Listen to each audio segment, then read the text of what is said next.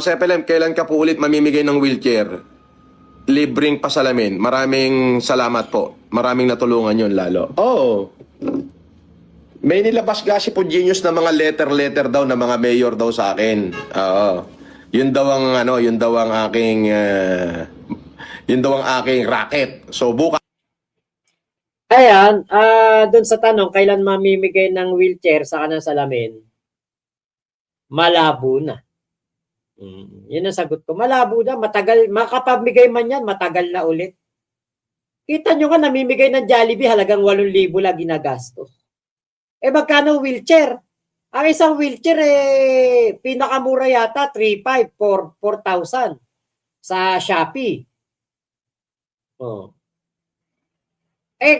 Namigay nga ng Jollibee yan, wala pang halagang 8,000.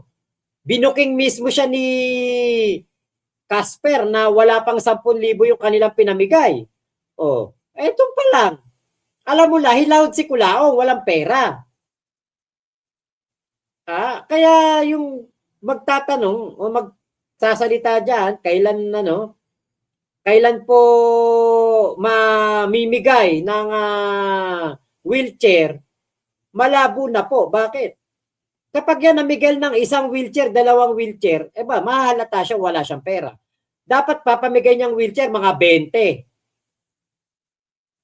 Kaya wala. Nga po yan si Kulaong ngayon. Walang kapera-pera. Ayan naka sa screen nyo. Nga. ilalabas ko lahat ng sulat ng mga mayor sa buong Pilipinas. Ang dami nun.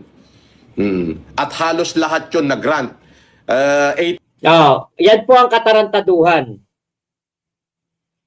Hindi po nag-grant. Kahit nga yun dati nagmamagaling yan mamimigay ng 100 million daw. Uubusin dun sa sa babayan yun. Alam ko, binlag ko yun Magbibigay daw siya ng 100 million dun sa bayan na napili ng kanyang charity yata ba yun? O napili ng kanyang organization. Mamimigay daw po ng napakalaking halaga. Eto yun. Jason!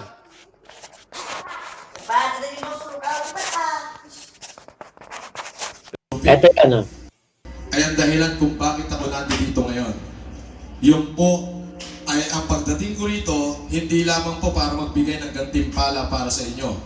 Para solusyonan lahat ng problema nyo na inilapit sa akin ng inyong agalang-galang na municipal mayor na si Marjorie Apil Salazar.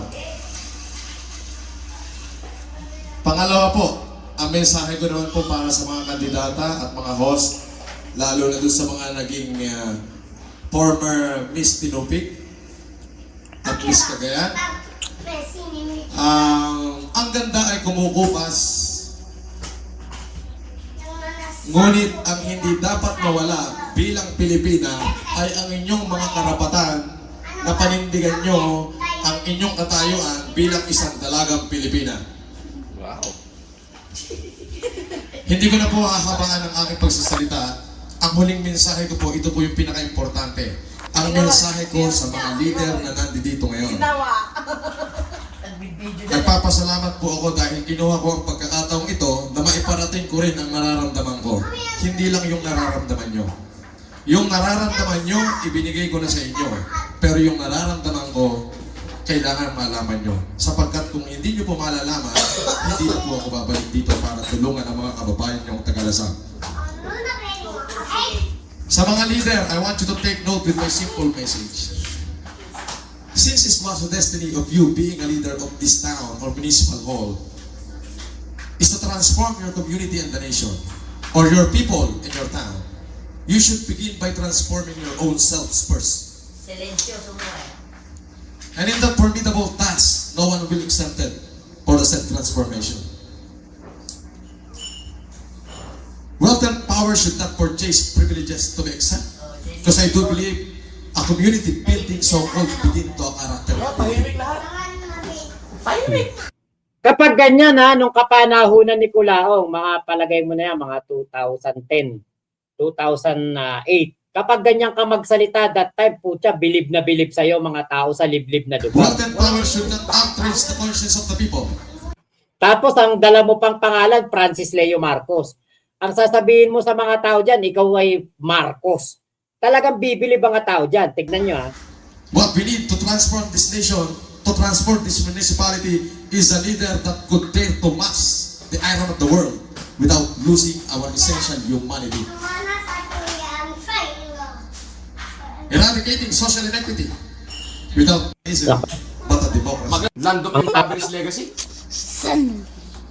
Eradicating social inequity to our posterity, kailangan ko po ng fire truck. Mr. Chairman, Ito. Mr. Chairman, kailangan ko po ng fire truck. Mr. Chairman, kailangan ko po ng rubber boat.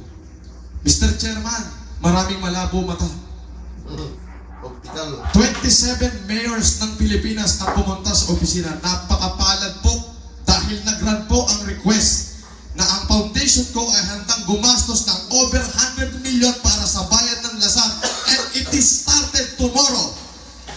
Yun lang po at maraming salamat sa inyo lahat at sa mga bumubuo ng Miss Tinupig Festival 2012.